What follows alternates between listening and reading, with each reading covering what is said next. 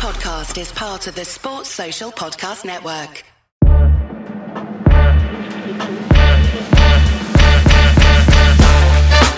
You're listening to the Cardiff Central Podcast.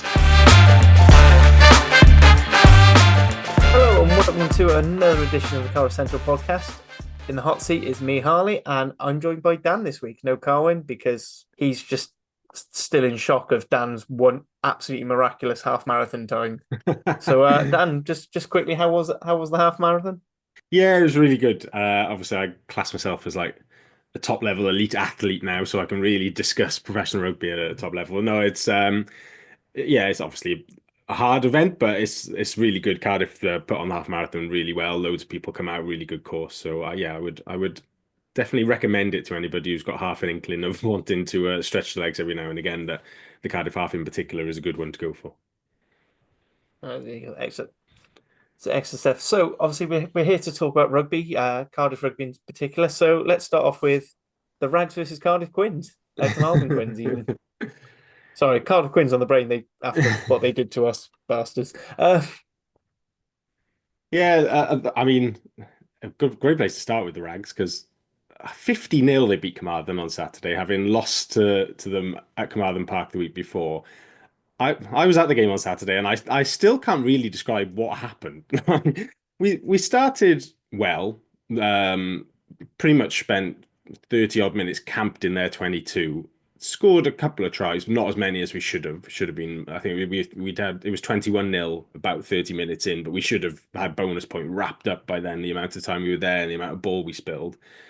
Then Nathan Hood gets sent off for, well, I suspect it'll say headbutt on the disciplinary form. It was more of a head-to-head coming together, which he initiated. So it was, I don't know, it's one of those. There's some old-time rugby don't want to be a players. pedant. Yeah, but isn't that what a headbutt is? well, to me, a headbutt is you know when you've been headbutted. I don't want to sound like old-time like rugby players, like, oh, that would never happen in my day, but like just going sort of nose to nose with somebody isn't like to me a headbutt is that you plant your head on somebody, but you can't do that now. He gets sent off. He knows that he just got riled up by something off the ball, and at that point you think 21-0. It's not it's not a convincing scoreline necessarily. If Carmarthen score next, they could come back into this, and then we sort of get through to half time and second half.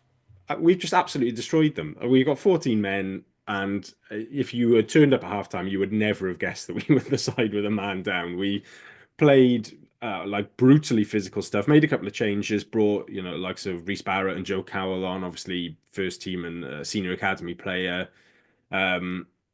Just dominated them up front. And then the backs, with their full complement still, just took advantage of the space. So basically the guys who come on did the work of the extra man.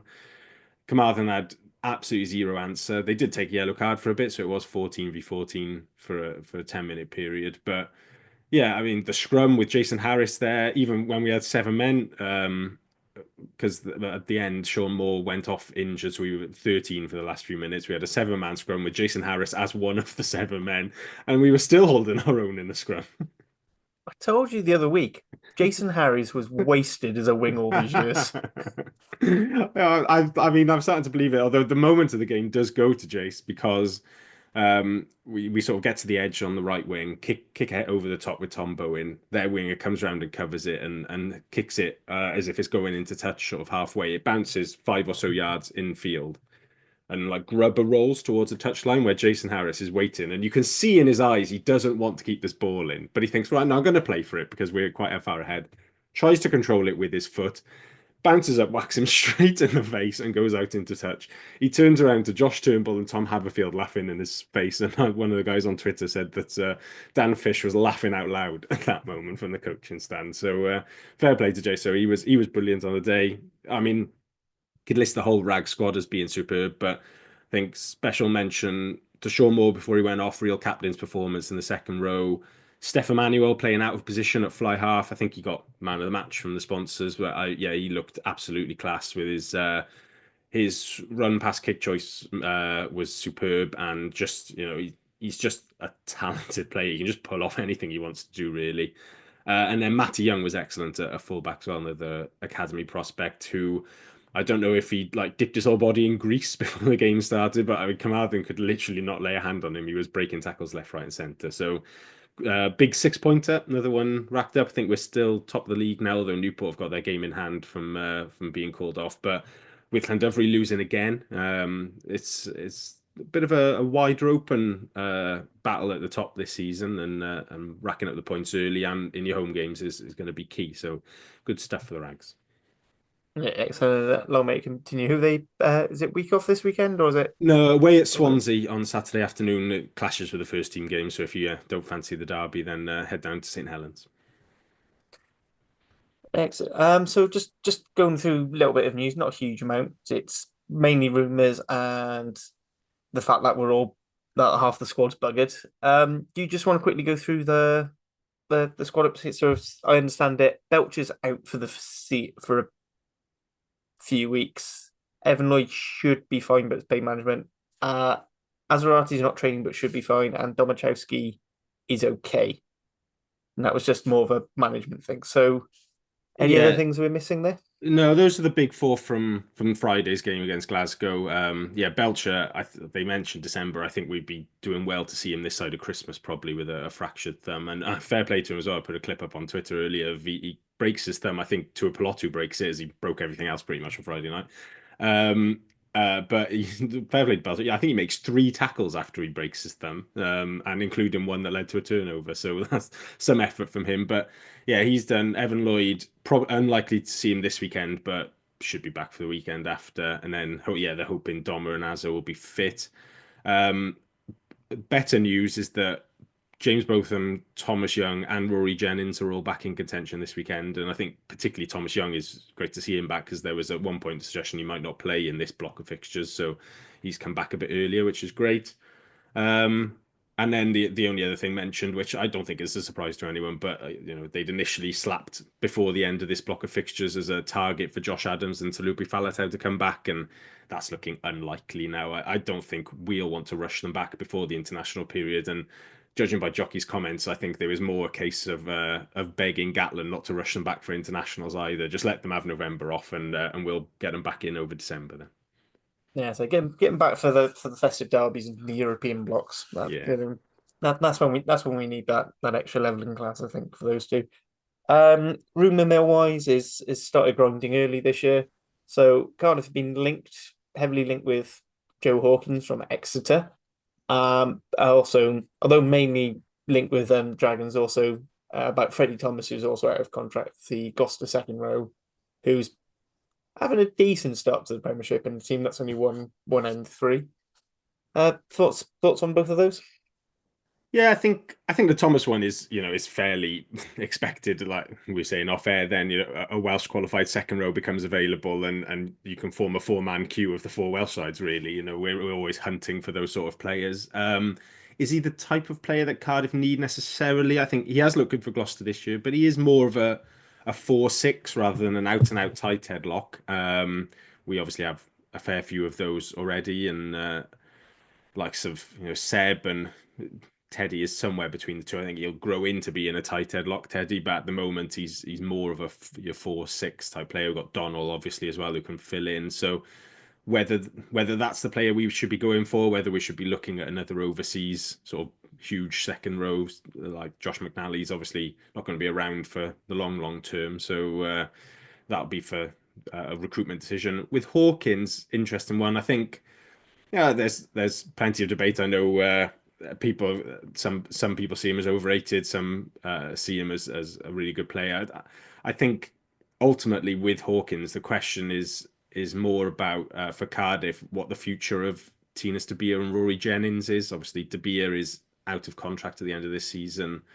Jennings, don't know exactly how long he signed for, but some of the players that we brought in, some of the more experienced guys last summer, were just on 1-year deals. So, yeah, be interesting to see what the future of those two guys are. We haven't got unlimited overseas or non-Welsh qualified spots. They're 2 non-Welsh qualified guys. De Beer, I think, has played well enough for us that he could attract attention from other clubs. If I was a French Pro D2 side and seeing sort of a fly half who's got a bit of an attacking game, good kicking, and also is a sort of ferocious defensive beast, I think I'd be pricking my ears up a bit. And at 27, 2080, somewhere around there, isn't he?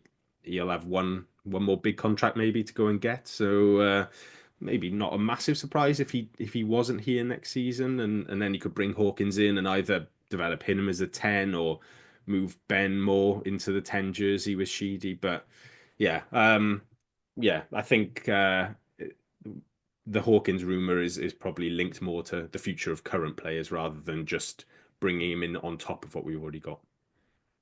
Yeah, I mean, it should be said in the article. It just says that they're looking at him, and there's no contract offers or anything yet. Which, let's be fair, all the sides are going to be looking for Welsh qualified players, because if they're Welsh qualified, you can usually sign them without any real issues. It's when you've got non-Welsh qualified that the PRB get a chance to say nah. I think that's all rumours wise. I mean, the more than 2 cents and with Hawkins is basically, yeah, if it's filling spots for players leaving, great. But if I was going to pick any Welsh qualified players from Exeter, it would definitely be probably more like David Jenkins. Someone who's really good at running line out, hits rucks for fun, and gives us a little bit more grunt up front. Anyway, I feel like we're gonna try our best to avoid talking about this. So if you have enjoyed listening to the pod so far, please check out all our other stuff on the podcast, and please do like, subscribe, and review. We're pushing our way up to 1,000 YouTube subscribers, so we've just passed the 700 mark. So yeah, every little help. Feel free to leave a comment below the video below if you are watching it on video, or trundle over there if you're only listening on audio. Listen to it for a minute, counts as a view. You can ignore the rest then. Anyway, so Friday night, Cardiff scored 36 points, which, considering last season we were averaging about 20 points, is blooming marvellous.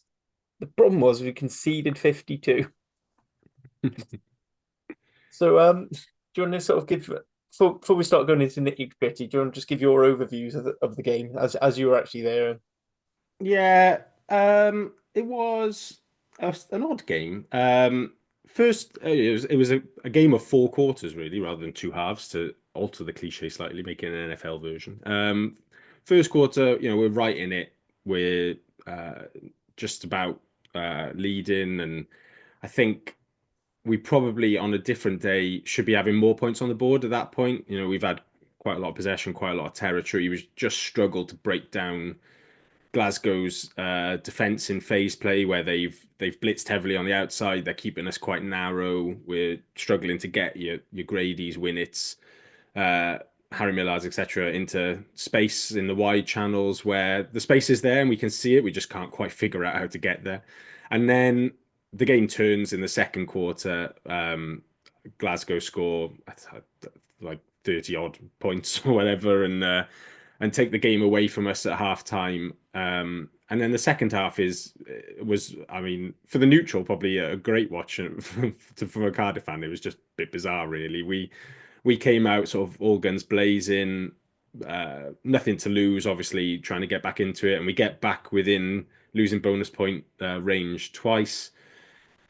We also play the majority of the second half with 14 men because of the slightly bizarre rule around where we've lost both hookers and both starting props to injury, we've had to go to uncontested scrums, which means we have to go down to 14 men because we might be faking it to go to uncontested scrums, despite the fact that the players are obviously injured and we're actually the dominant side in a set piece up until that point. So, yeah, I think with 14 men, it's always going to be an uphill task. And Glasgow, as much as they occasionally led us into the game, just kept us at arm's reach, and were always able to score as soon as we'd scored, essentially, and took it away a bit at the end as we tired. So, yeah, odd game. And in terms of reacting to it, it's quite difficult to know where to pitch it, because last season I think we'd have probably said, yeah, great effort, boys really tried hard. Obviously, side like Glasgow, top team,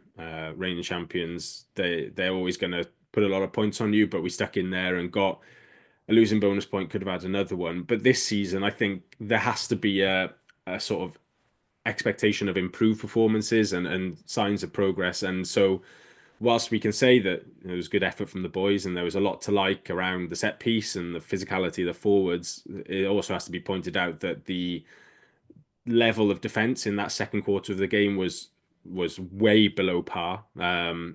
Even last season, I think we would have counted it as below par, but we probably just wouldn't have mentioned it as much. But now it has to be something that you bring up and say that needs to improve.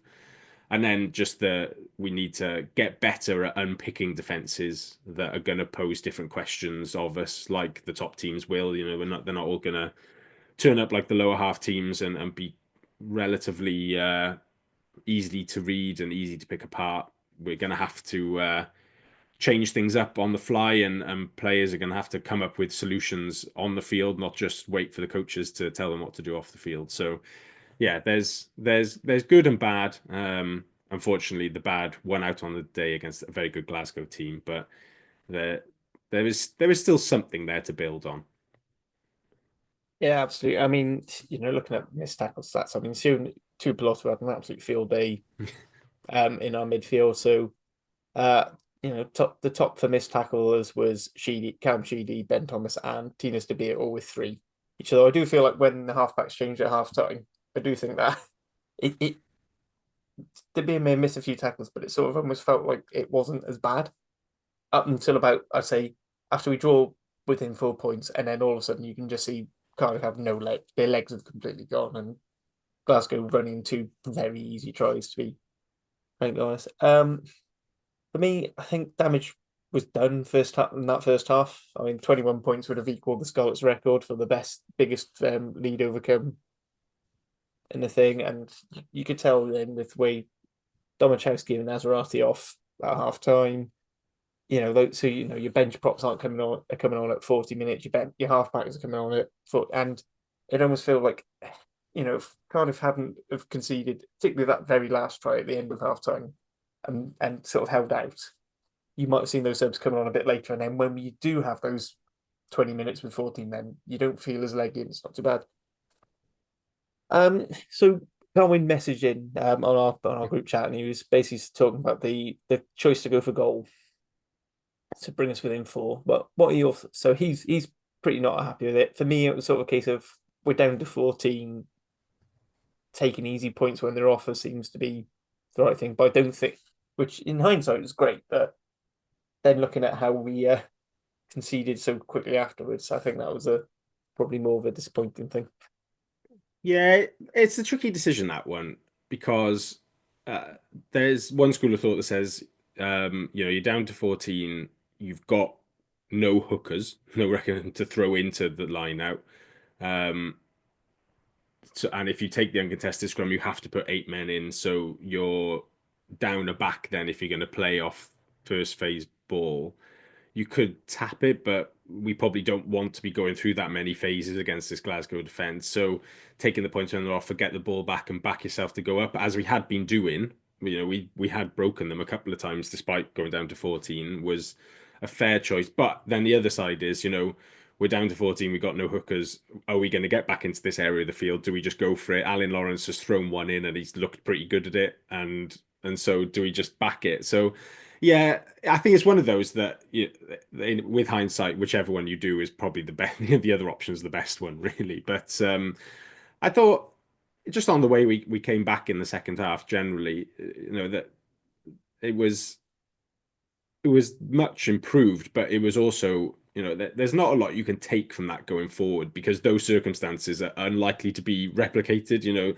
With Bevan and De Beer coming on and changing the halfbacks at half time and bringing on fresh front row as well, with sort of half tactical, half injuries. Because I think you might have been able to push the props back out if you'd needed to, but they were both carrying knocks at that point, and they come on with nothing to lose there. With 20 odd points down at half time, they don't need to worry about whether it's worth taking the risk or not, because what's the worst we can happen? We can just still be losing by loads. I mean, it's not really the end of the world. So, yeah, they played well. I thought the pack were particularly impressive in the second half because we were pretty dominant over a pack with a lot of good quality players in it. But yeah, the damage I said was done in that second quarter, and I think you know that there's always the sort of reactions of suddenly Callum Sheedy's the worst defender to ever appear in a Cardiff jersey, but I think two things I'd say on that is that one, the previous week he'd done a very good job of shackling Johnny Williams, who, yes, certainly Tuipulotu is a distinct level above Johnny Williams, but he's not a small bloke. He's not a bad ball carrier, Johnny Williams, and Sheedy had dealt with him fine. And also, just on a side point to that one point, is that Tuipulotu will bump a lot better defenders than Callum Sheedy. I mean, there's he a bumped quite a lot of Cardiff players. yeah, that's true as well. I mean, yeah, there's Lilo and Aled Davis and Belcher and I think it was Teddy at the start of the second half, all left in a wake, and there will be significant high quality test level players left strewn by him this season, Northern Hemisphere, and probably on a Lions tour as well. So, and then the second thing I'd say is that I think there's a learning for Gethin Jenkins in there, in that obviously the first time he gets bumped, it's not catastrophic in terms of leading to the try comes at the next phase. We've recovered quite nicely. He's slowed him down at least, so it's not too bad. But once he's seen Tuipulotu has run straight over the top of Sheedy, the options should really have been either get Sheedy out of there and hide him on the wing or in the backfield, because you've got Ben Thomas, who's a better defender. You've got Lilo, who could step into 12, who's comfortable, has defended that 12 channel a lot. Ben Thomas has defended the 10 channel a lot. And then Grady can step in at the 13 channel, where he's defended a lot. You keep your wingers high and then drop Sheedy into the backfield with Winnett. Or you ask Dan Thomas just to childmind Sheedy, essentially, in that 10 channel and make it a two-man tackle and let Thomas do most of the physical work onto a Tuipulotu there. Unfortunately, we didn't do that, and obviously Tuipulotu was going to head straight back down Sheedy's channel the next time he got the ball, because why wouldn't you if you've just rolled straight over the top of him? And that's what leads to Tuipulotu's individual try then, which was the worst looking of them on the telly. So yeah, I don't the sort of Sheedy's technique for both of them, he tries to go low, he tries to chop him, he's a little bit too passive probably, but it's not sort of Matthew Morgan, I'm not even going to be in the same postcode as you esque. It's more just a high quality player bumping a lighter player off, and yeah, the defense coach has got to think maybe my system shouldn't be having my 10, who is not the top defender on our team, going up against Lions quality inside centre. Yeah, this was going to lead you on to think, because James from Rapman Ospreys pointed out to us after the on the wrap after the Zebra game, and just like, there's a lot of one-up tackles being missed by Cardiff. Actually, if you have a look at them, it's not necessarily a system. Some of them are pretty bad tackles. I mean, again, you have cases like seeing Tuipulotu, he's just going to bump people. Do you think that's necessarily a system issue with Gethin Jenkins trying to employ, or is it just that we do have quite a few new players still in, so you have some players who are used to the system, others who aren't, and so that maybe trying to find the weak links of where people can cover each other? Yeah, I think it's probably more the latter in that. I think missed tackles is always a stat that gets talked about a lot, and in terms of actual missed tackles numbers from week to week, we only missed 2 more tackles against Glasgow than we did against Scarlets, and I don't think anybody came out from the Scarlets game and really thought, oh, that was a poor defensive performance, was it? It was quite the opposite. The difference is that we missed them against Glasgow mostly inside our own territory, inside our own 10-meter line, and mostly against Sione Tuipulotu, who is going to punish you if he gets a bit of open space to run into. So Gethin Jenkins' defensive system, to me, obviously we've only seen sort of bits and pieces of it really, because he can't have been able to fully implement it last year where he was only part-time, and then this season it's been having to work around the fact that we have introduced quite a lot of new players. But the likelihood is it's going to be highly, and from what we've seen so far, it seems to prove this point, is that it's going to be highly Shaun Edwards influenced. He spent most of his career under Shaun, whether it was obviously a lot with Wales, but even when Shaun was doing part-time consultancy work for Cardiff in the last couple of years of Gethin's career. And Sean Edwards' defenses do miss a lot of tackles. Ultimately, the line speed and the pressure that he wants to bring means that sometimes you will miss tackles, and that's not necessarily a bad thing, because if you're slowing somebody down, or if you're making them think twice about playing too quickly into the wide channels, that's the sort of psychological games that he likes to play with the opposition. So Cardiff's defense, and I thought in second half it did this a lot better. It did bring a lot of line speed, it did bring a lot of intensity, but it does ask sometimes players to make one-on-one tackles which they're not too comfortable with, and the system then should be able to cover that, and that's what will develop with the over the next few weeks as players bed in and get used to it, is that it won't matter so much if Sheedy does miss that one-up tackle, because the forward should be working around from the line out to cover it, or the backfield should be able to come across and where the player hopefully has had their run slowed down slightly, they should be easier to tackle there, and it scrambles quite well and reorganizes quickly and then brings the pressure again. So yeah, I think I'm not massively concerned by any individual within the defense or with the defensive system at the moment. It's just a case of, it was an almost perfect storm of the system not being fully in and going up against a top quality player on Friday. And I think Gethin is a smart enough rugby bloke to be able to fix that quite quickly. Yeah, excellent. One more thing I do want to talk about the game is the Dan Thomas try, because I'll be honest, whether it's legal or not, the amount of piss that's been on Royal and Boyle from Glasgow fans has just made me think this is try of the season. And big shout out to James Stafford, or also to aka These Terrace. Him what does the good rugby picture books. It's declaring it try of the season, and just watching just the complete meltdown has been funny. And it's definitely not legal, by the way. Just I'm 90% sure it's 100% illegal, which doesn't really make sense. But there's no way you can just push a bloke. Surely not. Well, I mean, loads of people quoting about saying, if you're making a genuine attempt to tackle, you've got to wrap your arms and grab hold of things. Well, what about tap tackles then? And then they just don't respond. It's like, well, a tap tackle is a perfectly acceptable tackle. Is that the one thing I do tap like tackle? is they said is if you kick the ball ahead and someone gets in your way and you're trying to get to the ball, you can push them out of the way. Yeah. And he's dropped the ball.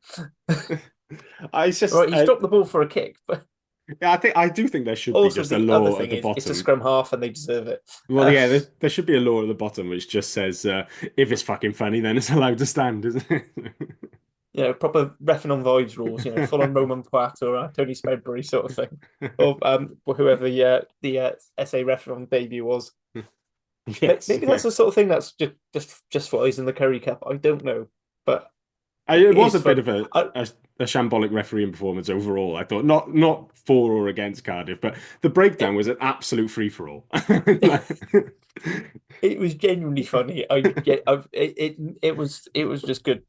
We did speak about it on rap, and someone was whilst in the middle of Lee trying to have a serious conversation about the role of TMOs and touch structures, and I went, it's just funny sometimes. The ref just goes, oh, I don't care, just do what you want. Yeah, it was that. I mean, there was the amount of times that sort of the ball was either in or out of a ruck, and he just sort of just held his arms out really as everybody ran around the outside of it. Yeah, there's one in the second half where Bevan has gone into the ruck and the ball is clearly between his legs as he's the back foot, and the Glasgow players run round and he's just gone, yeah, play on. I mean, the ball is clearly still in the ruck, and Dan Thomas got away with one as well, slapping the ball down, which he looked miles offside for that as well. So yeah, I don't really know what that guy was up to. I don't know why they're where the referees have all gone in the URC. We seem to be getting all sorts of random referees at the moment. But wasn't it a South African guy who got flown in for the Cardiff Scarlets game as well? What? Yeah, surely. Yeah, I think we've had 2 refs on debut. Yeah, so far. Surely there's a Welsh referee going to referee a Welsh derby. I don't know why we're flying South African lads in. Speaking of, I know Lee's very happy with the referee for the upcoming game. Oh, I don't. Is it Welsh? Craig Evans. I don't know why. Craig Evans. Yeah, I was like, forgot about him. I think it's great ref. The problem Yeah, is that's all that right. he knows exactly all the shit we get up to, so he pings us for Yeah, it. that's true. That's true. But I think he's fantastic technical referee. But the problem is you just can't get away with bullshit, which is what I think he wasn't too happy with. So moving on, unless there's anything else you want to talk about for Glasgow game. No, I think anything else now would feed into the Scarlets game really around selection and performances and stuff. So. Yeah. Yeah, so if we start on the Scots game, so Turks are coming back for vengeance after we beat them on their patch. They'll be hurting because another close defeat for them out in against Connacht at Park Scarlets. Game probably they should have won. But now I've actually had a chance to watch it. They could be hurting, and I think they're going to look a lot better than they did the last sort of 60 minutes against us. Yeah, I think obviously they're winless now, which they'll want to rectify that because I think they've got a couple of tough fixtures after us as well. They were better against Connacht than they were against us last weekend, definitely, but they're still, I obviously they've had quite a similar sort of 15 months to us, really, haven't they, from the start of last season in terms of results? But the general feel of the Scarlets is a lot different from us. I mean, we are considerably more positive than they are. You look on Twitter after they lost on Friday night, and it's mostly sort of question marks about how long Peel's got left, really, as they're in charge down there. But yeah, it'll be a very different game this one than the one we saw 2 weeks ago. 2 weeks will make a lot of difference. It'll make a difference in terms of the weather. I think it's not going to be as good as it was on that evening at Park Scarlets, the pitch. And I think the squads will look quite different as well. Scott, we've both got players back. We've had one or two out injured in the meantime. Lousy will make a big difference. He always enjoys playing against us, seems to save a good game for a derby. Their back row will be a little bit more balanced now that sort of Dan Davis is back. I think they played Davis and McLeod last week, went from no open sides to two open sides in a week. So that balance will give them a bit more. And obviously, guys like Davis and McLeod have got the bit more game time under their belt. They'll be a bit fitter. And I think the question mark for them will be whether they can turn any sort of pressure and possession into points, because that's where they've struggled at times, really, is that I get on paper they look a lot better than they are, but they're performing probably less than the sum of their parts, I would say. They're not getting over the gain line regularly. They're not giving guys like Costello and Lloyd the platform to play, and that's impacting their confidence as well. You look at somebody like Costello, and he's looking a sort of shadow of the player that he really should have been at this point of his development, and injuries haven't helped that, but just a sort of lack of belief in himself, and that resonates around the team, I think. For Cardiff, it'd be interesting to see what we do team selection wise. We've obviously been pretty similar for the first 3 weeks of the season. A couple of guys are looking a bit beat up. They'll be coming into the game at less than 100%. But as we mentioned in the injury bit, we've got a few guys coming back into the back row. So I think it'll be a lot tetchier of a game than the one was 2 weeks ago. There's quite a lot of open attacking periods in that game at Park Scarlets. I think there'll be more kick-in, more set pieces on Saturday, and whoever, as usual, really, it'll still come down to which type 5 comes out on top, as it usually does in Cardiff Scarlets. But that'll be a really intensified battle, whereas we managed to take the battle slightly away from there down west. But yeah, I think it'll be all eyes on that type 5 duo when it comes around to this Saturday afternoon. Yeah, absolutely. So I said we've sort of gone through key battles. According to the Scout Pod, it's an easy 5 points to them again. So I hope someone from the Cardiff dressing rooms put some of those quotes up just to stick on the wall. In terms of team selection, I think hookers a bit. I mean, we could put the hookers in now because we've only got two. Yeah. We're probably looking at Evan Daniel starting and was it Dav Hughes?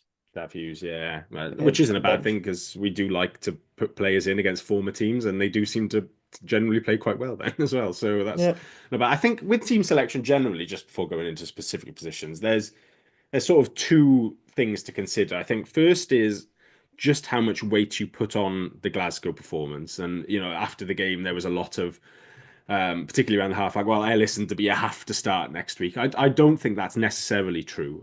So, as I said about the conditions of the game in that second half, they will not be able to play from the start against the Scarlets in the way that they did coming out in the second half against Glasgow.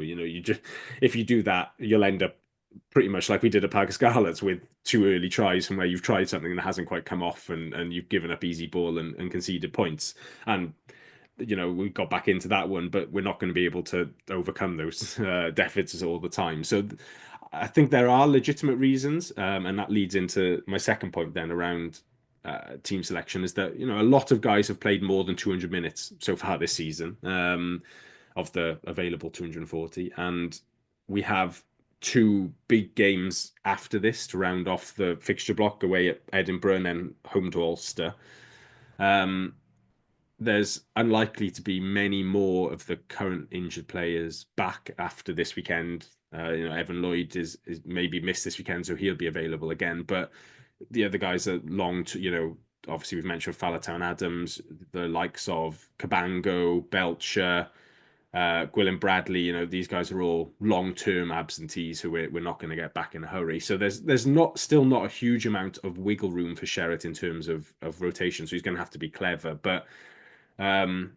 So in some positions, whether you can mix things up slightly or not, or whether we'd say, I guess the question is, do you slowly rotate over 3 games, or do you sort of say, right, we're going to go hard at the Scarlets at home, maybe send a change side to Edinburgh and almost not concede that one, but say more, maybe more positive Here's way your of chance to looking prove at a it. point.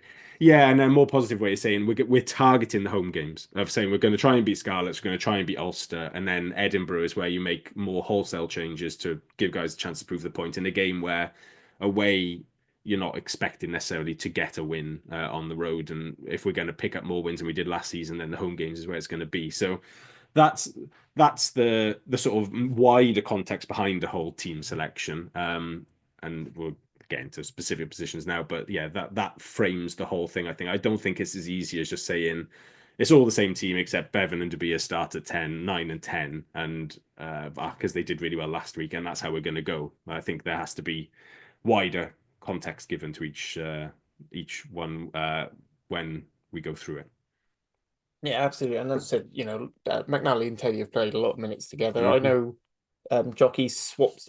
He seemed to alternate which one he takes off to bring Thornton onto, which is quite a good way of balancing balancing the 3 of them minutes. Whilst we've only got 3 out and out second rows fit and available. I think Seb's back. There's been no mention of Seb, but he was. I think last week they had said that he was hoped to be back for this week, and then they just haven't spoken about him this week. So I don't know whether he is or isn't, to be honest. Yeah, because wasn't sure where the line blurred between his ban and his and a niggle. Oh yeah, he's definitely back from that. Yeah. So I said for the Scarlets game, I'm not going to be there. It's going to be the Saturday afternoon kickoff that everyone always seems to want. Apart from if, like me, you're like, I was going to play rugby that weekend. Fucker. Now I've got to find out the score when I come off. Anyway, assuming the game's on anyway. Joey's the second team rugby in Wales. Not too much I want to say left for this group. It's not like we've had a lot of the build up. We've had basically 1 extra game each on the Scarlets. I don't see much changing between the way both teams want to play with the ball. I think it is just gonna be a case of Cardiff going to have enough. How much of the Cardiff boys got on their legs? How much do we need some fresh legs in there? And then how easily are they going to integrate, or is it going to be a bit more sloppy like the Zebra game was? So, unless you got anything else preview wise for that, should we go into selection? Yeah, let's get into it. Right, so front row has said it's probably Evan Daniel at hooker. Are we gonna bring Ed Byrne and Littrick off the bench, or do you want to say maybe a Daniel Southwell or Domachowski's ready to go? Yeah, I think if they're able to play, I think you have to stick with Domachowski and Azarati just because they are our top props. I think I'd have no qualms with Litterick going in. I think he's been actually quite impressive in his replacement appearances this season. He looks like he's taken on a new dimension in terms of sort of the physicality of his carry, and we're using him ball in hand quite a lot more when he does come off the bench. And his scrummaging is. He was a pretty good scrummager to start with, to be fair to him, as somebody who served an apprenticeship under Adam Jones is likely to be. But I think I'd stick with the same prop setup as last weekend potentially, unless you've got and then maybe swapping them around for following week, I'm guessing. yeah, and then having like I don't think I'd even go as far as to say maybe just leave Doma and Azza at home, but then I'd give them a weekend off in the Edinburgh trip. But yeah, I think I'd try and milk the last bit out of them this weekend. But I think also be prepared to make those props changes slightly earlier than we have been as well. Obviously, it was forced on half time last week, but other than that, we've been sort of pushing towards the 60-minute mark a little bit. I think I'd be looking at maybe 50, 55 minutes this weekend. Yeah, if Domo isn't available, well, I think Listrick comes in if Azarati's not quite right. If Domo's not in, would you bring Danny Southworth in just to sort of have a sit almost like for like play, or would you bring Ed Byrne in? No, I think I'd start Ed, just experience wise, particularly with uh, Evan Daniel going in there, a hooker, obviously great player, like lots of potential. But I think I'd, with Litterick not being too experienced either, I think I'd want a more experienced head going in alongside those guys and have Southworth then just say, look, mate, you got 25 minutes off the bench, go and just empty the tank basically and cause as much havoc as you can. All right, moving on to the second row. Do you think we'll just keep the same as we have been? So Yeah, McNally and Teddy, and then Thornton comes off the bench for one of them yeah. If after if 60 Seb some is minutes. available, I think there would be a temptation there to nudge Seb above Thornton potentially as the bench option. But uh, as we'll get onto with Lilo as well with the older guys, I don't know exactly how much legs McNally has got to go every week, but if he is able to, we do desperately need him because he's basically become I integral to think he that pack basically, already. I think he basically just went all the time at Bath. I vaguely remember Yeah, when he was there. if you can, then So great. I would be wringing the last drops of energy out of him because he is. If we're going to contain, especially with Lousy coming back for Scarlets, he is going to be a key guy on Saturday. yeah. See, back row then. So because I don't think Mann's back, both of them still out. No, So I think both of them's back. both back. Yeah, Would you so make the change there at 6 and bring both of them on? back Either was at 6 or back was really tough this week. Both of them, Donald, Thomas, Dan Thomas, and then Thomas Young. It's going to be confusing just calling them Thomas. I'm yeah. not really sure which one's which, but Young and Thomas on the open side, and then you got Lawrence and Big Mac then at 8. If as is reported, all of those are fit and available. I mean, there's a number of very good back row combinations there. I what would I be tempted to do? Like, it's you can't really like advocate dropping any of the guys from last week necessarily. I thought Donald had his best performance of the season so far, carrying and tackle wise, got the try as well. He was really good. Brings that good mix of physicality and athleticism. And Obviously, the line out option. And line at option. Dan Thomas has been probably the standout player across the first 3 weeks, and then a couple of handling errors from Big Al last week. But other than that, I'd say more credit than anything, yeah, especially with some of those absolutely. line out darts. The lineup was great, but his carrying has been really impressive. I can't Mm. remember what the stat was. I think he's in the top 5 from successful carries in the URC across the first 3 rounds of the season, and Yeah. he didn't even start week 1. Behind So Ben Thomas. yeah, so yeah, Mac did look good off the bench. But I'm sort of tempted to say, well, if he looked good off the bench and Lawrence looked good starting, to maybe keep it that way round if that's working. It's going to be difficult if Thomas Young is available. It's difficult not to bring him back in. But yeah, I think for me, who do you think would make better impact off the bench? Thomas that's Young. that's the question. Yeah, and Young So for is me, I'd say Thomas Young's got the potential to have that extra impact, and it yeah, almost changes the dynamic of what the Scots have been playing against. and I maybe obviously we'll get into this a bit later, but there could be a 6-2 option for Cardiff this weekend I mean, because we're also very low on backs as well, yes, so that might be useful. we're a bit short there, and I think if it does become a bit more of a scrap, that introducing six fresh forwards might give us a bit of extra dimension in that last half hour. So yeah, I'm almost tempted to say, but I don't know which one of those six even misses out necessarily, because it's difficult to leave both of them out. It's difficult to leave Young out. Mac looked good off the bench, and the starting guys deserve their spots. Yeah, I Because I'd have argued maybe bringing someone else in at 6 and having Donald on the bench again for that 6-2. Because if Jockey decides what we need is the extra oomph in the engine room, then he can go in there fresh and he's not having done 60 minutes of running around chopping people down and busting a gut carrying. yeah, I think maybe a slight cop out answer says that, you know, you give Young an extra week off potentially if it's only like not definite now that he's available. You don't want to rush him back too early. It was a nasty bicep tear, like maybe say, look, we don't necessarily need you for this weekend. We keep with the same back row. We go 6-2 and bring both of them onto the bench and go with that. And it That's gives you better cover as well then. yeah, Because both of them will cover 6 and that's 7, depending on how the game's going. that's the only way I can think to really come up with an answer, because they are. I mean, it is such good back row options, and there is literally no bad decisions there. But yeah, I think that's my cop out way around it, is Yeah. to go So I six think two and rest Young. I think we'll go with. So I think we're both thinking then Ben, Dan, and Al Yeah, as our starting back row.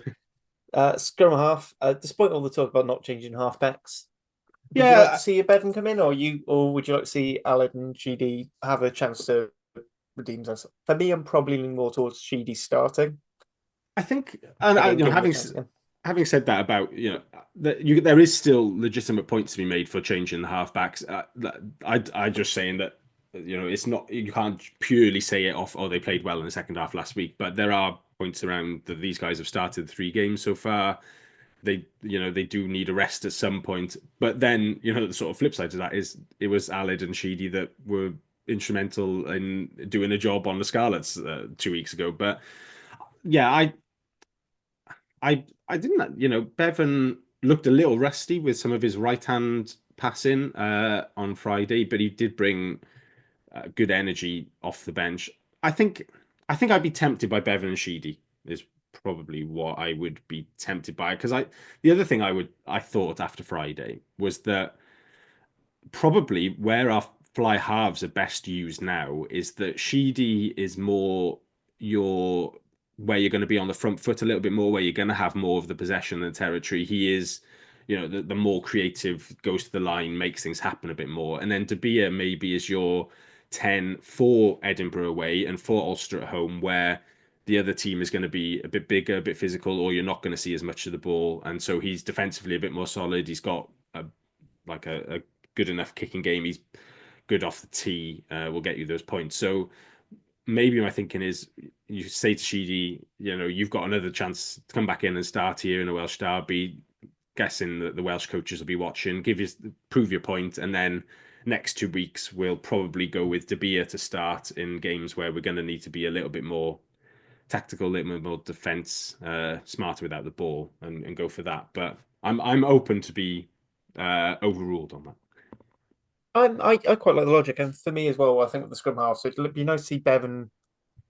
So I think I'd like to see Bevan up against Gareth Davis again. Mm. He's had a couple of tricky goings together with him, and then having Ali Davis coming on at the same time Scarlets are going to, well, they might not, because they didn't last week. Use their who's the scrum half they've got been Evan using? Jones, isn't it? Evan Jones. I feel like Ali Davis would win the battle there, and actually having him to calm heads down, particularly if we do end up in a shit situation, having someone like him coming on later, because Ali Davis does seem to me the sort of 9 who can sit on the bench, see how a game's unfold, and go, right, this is what needs to be done. Whereas I feel like when Bevan comes off the bench, it's right tempo. Yeah. It might not be the answer, but it's the one that works. Him, and with our 6-2, maybe means that we don't see De Beer this week. Yeah, Perhaps. it would be a little bit harsh on him, because he did bring stuff last. His physical, his carrying work. got through a good amount of work, but he actually didn't touch the ball a massive amount on from first receiver. He's played the pass through to Grady, but most of the work was done with the dummy runners outside him for that Big Mac try. He's made one nice break early in the second half, and And he's good kicked bouncing off as nicely. well. Yeah, he's bounced Duncan Weir and he's kicked nicely off the tee, but he didn't. It was mostly the sort of the forwards picking up the gauntlet in the second half, so he didn't have to do a huge amount. But yeah, I'd be more than happy with him sitting this weekend and then starting the next two. Oh, yeah, so coming on to centres, I mean, I think Ben Thomas starts 12 again. Yeah, we just pen his name in now, permanent marker. Yeah, and then you've got your 10 cover as well. Yeah, yeah. The big question mark for me is Ray. Was he a bit banged up with that, I feel or like do you? we're going to have this conversation every week of surely he can't play again, and then he just sort of And then will, he and he'll does be becomes class. man of the match. Yeah, yeah. So I mean, yeah, I had the same thought of like he's like every year, every week I'm going to say he's at a higher age until we get into like nine figures worth of age as well. But he's very old. Every week he looks like he's got an injury which he'll never come back from, and then he turns up the next week and is unbelievably class again. So if he's fit, he plays. I think ultimately, Yeah, like I said because really the only option we've got is Grady at 13. Really, I yeah. know Millard could step in there, Hmm. and then I think we've agreed that we've mentioned this on the pod. Ray isn't really the sort of guy you want off the bench. He's the guy you start, and even if Yeah, he only gives you 30 minutes yeah. at the start, then you bring Grady in. Yeah, I don't disagree with that. I think yeah, if we assume he's available, I haven't heard otherwise, so he probably does start. But yeah, maybe he gets gradually earlier, and he's maybe somebody else as well who doesn't go to Edinburgh potentially if that's a Yeah, week off he could I have. think that's a fair one there. And people like Gray Mason are young enough that they can probably deal with a few Yeah, more extra minutes, yeah, particularly in their backs. Um, I think how, following your logic, Harry Millard was up for press, so I'm yeah. guessing it'll be him and Grady starting on wings, or would you like to see Gabe come in and Grady maybe being that? No, I'd stick with back three. Yeah, Yeah, Winnett's in the same boat as Ben Thomas, really, of being permanent marketed in at 15 at the moment. So, yeah, and yeah, Grady will almost certainly start, and Millard's done press, which is usually the giveaway. So, yeah, I don't see a back three change. And um, Gabe probably could do with a start at some point. I thought he looked a little bit rusty off the bench as okay, well. again, maybe that's the one for Edinburgh then. Yeah, if Grady does move inside, then Gabe's the obvious right winger to start away at Edinburgh. Then. Right, so on the bench, so we've always had Dav Hughes. Yeah. So I'm guessing if Doma and Azrati are fit, we're looking at Ed and Reese Liftrick Yeah. again. If not, it's going to Otherwise, be Southworth and Davis King. David King. Yeah, Yeah. who I'm guessing he's been traveling reserve a lot because you've not really seen him. Right, it No, almost feels like he could do with being playing for the Rags. So at least even if it is a step up, he's having the game time. I think the He's getting the pressure and the scrimmaging. I think the slight problem is that if he plays, the Rags have obviously clashed with the first. There's not been opportunities to do both over Yeah. the weekend. I wonder if they're not quite ready to put Joe Cowell in as travelling reserve yet in case something happened. They Mm. don't want him to go and have Yeah. to tight head scrimmage at in the first team just yet, and they want him to play a bit more for the Rags. So, yes, but yeah, it would be handy if he could get some game time at some point. For the Rags, I agree. Yeah. Thornton's our out and out second row cover, I'm guessing, Well, Thornton because we haven't slash heard from Seb Seb. Davis. Yeah, so yeah, Thornton is the guy unless Seb is fit. Yeah, and then so our back row cover, we're going with both of them and Big Mac. Yes, Yeah. which is very impressive back row cover. Yeah, I mean that basically covers everything. And then I've got Alan Davis as our bench nine, and then for the 23 jersey, then I'm gonna go with probably Jennings because you get that cover. Or Hamer Webb. That's probably Uh, a Hamer Webb because then everyone moves in. yeah, I think Hamer Webb's probably the one I would go for. Yeah, because you could have Grady at 13. Webb can play full back if desperately needed. The only other thing I was trying to think is whether you could do 6-2 with De Beer there, and I mean, he did play 12. He did have a stint at 12 in the preseason. Yeah, I think you could But put my him worry is if it's 13 that needs cover. I suppose you could use Ben Thomas to fullback win it to and the De Beer wing to would be 12. my thinking, but I think that's probably just a bit too much reshuffling. It's probably I was safer thinking just like to if go if Hamer if it Webb. was But yeah you could theoretically do it with De Beer. But yeah, I would probably play it safer and yeah go with Hamer Webb. yeah I think because we've got 10 and if Rory Jennings is fit and Yeah, he is an option, you're like, well, we're not short on people who can cover in 10 in the and you're looking at probably Sheedy playing the full 80. yeah. And when I post that on Twitter, I know exactly the reaction will be, well, where's De Beer? Because there will be a lot of people who would want him to start this weekend. And Yeah, and we'll say, listen to the pod. yeah, and it's He's due for he's going to have two full 80 minutes against Edinburgh and Ulster. It's possible that he does the that Sherritt goes 5-3 and rests Sheedy off the bench and brings De Beer in to start. But yeah, I think I'd like to see him back Sheedy this week and give him another chance in front of, as I said, the Welsh coaches in a Welsh derby to really bounce back and put his hand in the ring for autumn internationals. Yeah, I agree. I think we agreed we sort of fell into this sort of thing last season that actually I think the 6-2 works well for us Mm, because we do have the versatility in the back line now. We yeah. can do a little bit of shuffling, especially if it's only like one in or one out, sort of moving around. Yeah, so I think we're happy with that. I'll put the final one. Are you going to assume Domer and Azarati are free? Jockey seems fairly confident that they Yeah, are. I don't think he'd have mentioned it if they weren't. So he seemed quite upbeat to me in the press conference stuff that they club have put out. So yeah, I'm pretty happy that they will be.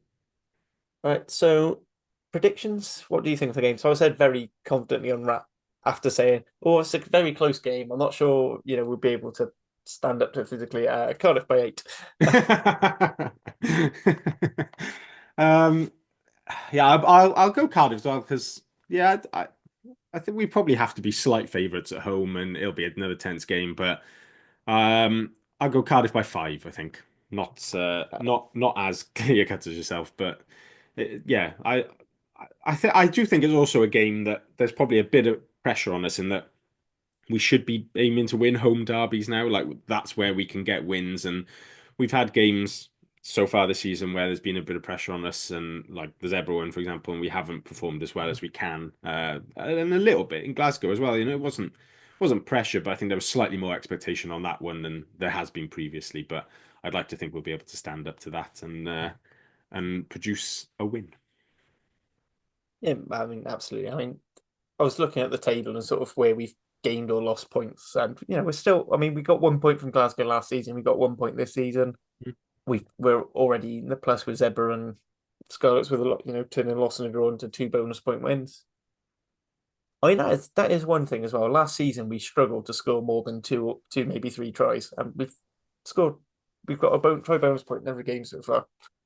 So I think that's a testament to how much better the attacks are running. And a set piece as well. Having a Yeah, set bit like piece. Cornel Van Zyl is obviously doing some very good work around there, and it's given us a much better platform to play on.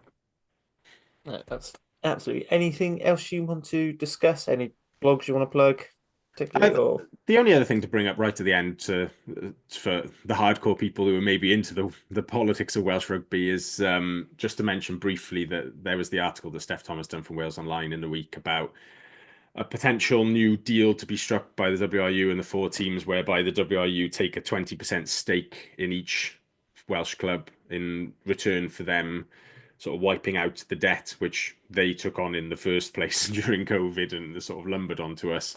Um, like these things come out semi-regularly about the WRU taking stakes or what harebrained scheme they've come up with to put in front of PRB, and there'll be multiple different ways that they're looking at doing this deal. So it's far from certain, but there was a suggestion that 2 teams had agreed to it. I'd be very, very surprised if Cardiff's one of those teams. And just in terms of the way the company works, for them to take 20% of it would be difficult to do with the the Articles of Association. They'd have to call an EGM. We've obviously had new owners very recently, and they've taken over 80% of the shares. So at least some of the shares would have to come from them. Probably all, because I can't imagine any of the minority shareholders who are generally Cardiff supporters would be queuing up to sell their share to the WRU. And then just on the deal as a whole, each club obviously has their equal share of the debt, and then they're buying 20% of each club, which means they're valuing all four clubs at the same, which doesn't make sense to me either, because Cardiff and the Scarlets, with their much greater revenue than the Ospreys and the Dragons, would be worth assets and so forth, would be worth more than those two sides as well. So there would be a fairness element to that. Dragons own they own all the bits of Dave Parade and everything, so they get the revenue from county. So that's and the it all sort Dragons of makes sense. the Dragons were effectively sold by the WRU for £0 just a couple of months ago, and now they were saying that we value 20% of your business at £3.5 million or whatever it is. So yeah, I think just to touch on it, that I don't think there's any immediate concern around that. But if it was to happen, it would be an absolute diabolical set of circumstances, and I suspect would end quite a lot of people's support of the club. Yeah, well, I said, I mean, you yourself have posted that, and we, as a podcast, all agreed the same thing as that. We just don't, we the whole thing with Cardiff ever since we've gotten to the regionalisation is we've been our own standalone thing. Yeah, I've been totally up to WRUs. People joking saying, "Oh, now Jockey has to play Ben at 10" and things like that. It's it's just a bit thing. I'm all for having a alignment between national team and a club system, but it's got to be very much more back and forth as opposed to being dictated from. Because Absolutely. let's be fair, as a nation, we're not the best at being told what to do. It's not really in our psyche. Yeah, and I think just a quick thing on Wales women, because we're not planning on doing a Wales women pod this week, so I'll air my grievances here. They're fucking wank. It's getting depressing. Part of the reason we're not doing it is because we're getting to a point where there's nothing new to say, and I'm reiterating what I said last week. I genuinely do think Japan women, the Sakura 15, will probably beat Wales, especially with the team that's out. It looks quite slow and inspiring, particularly in the midfield. And Kaylee Powell having her first start at 10, as far as I can tell, ever.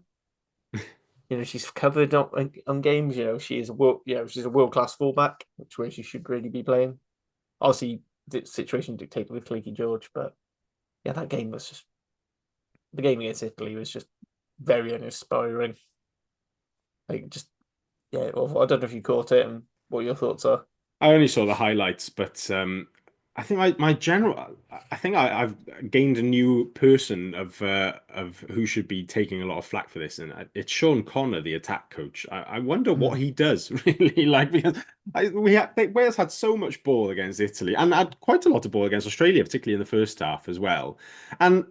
I mean, there's just absolutely no cutting edge to that attack at all. It is just, I don't like whatever the level above blunt is. That's where Wales women are at the moment. It is that I think if I was Johan, I'd be I wouldn't even say using him as a scapegoat, but that would be the major change that I'd make after this autumn, because I don't really know anything about the Japan women's team. I don't know how likely a win is or isn't on Friday, but if whatever happens. I don't necessarily see a situation where they do actually get rid of Cunningham after this one. I just think he stays. But I think certainly that he can secure his own job by saying, look, we've actually done quite well in X, Y, and Z part of the game. Ultimately, we just can't score. So my change is going to be I'm changing the attack coach, and then hopefully we'll start scoring again, because the other, obviously, the element of that is that a lot of these players, I think it was yourself, Harley, said it on this pod last week, they play together for Gloucester Hartpury, and then they look like they've just met when they walk into Wales camp. It's really bizarre. And that's got to be a coaching issue, because they are the same players that are playing for Gloucester Hartpury every week. So yeah, I think that would be the person who would potentially be falling on their sword if I was the WRU or Johan Cunningham is pointing a finger at the attack coach. Just a little bit of word on Japan, and basically the one thing I thought we might have against them is the forward dominance, but having seen how they played against both Scotland and South Africa, they were holding up mauls, and they were very much in the physical battle. And the problem with Wales is we don't really have much else.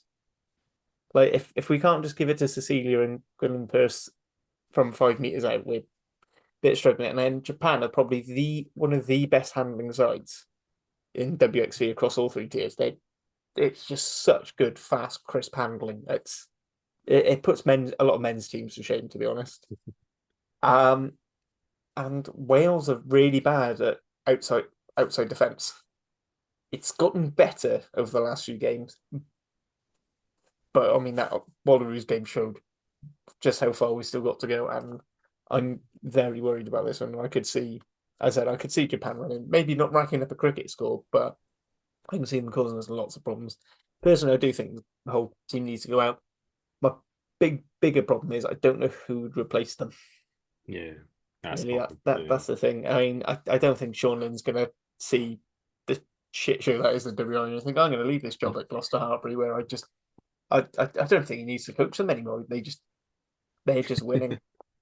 Yeah, absolutely fantastic team. Great game on the weekend as well. Yeah, and I think that's everything for the week. As ever, please do like, subscribe, pod, send comments. We're at Cardiff Rugby Life. So at Cardiff Rugby Web, isn't it, on your Twitter handle? Yeah, that's it. Yeah. At Worthy Harley. I'm also on Blue Sky if you really want to go on to something new and cutting edge to message us. For any comments, thoughts. And we shall leave it there. So thank you all for listening. Thank you, Dan.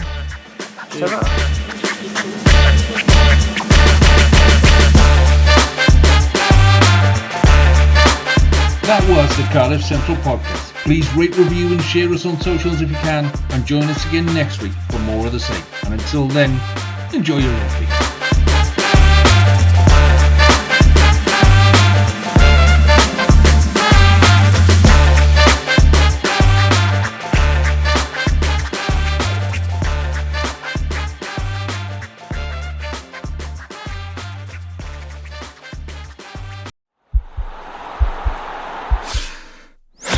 This podcast is part of the Sports Social Podcast Network.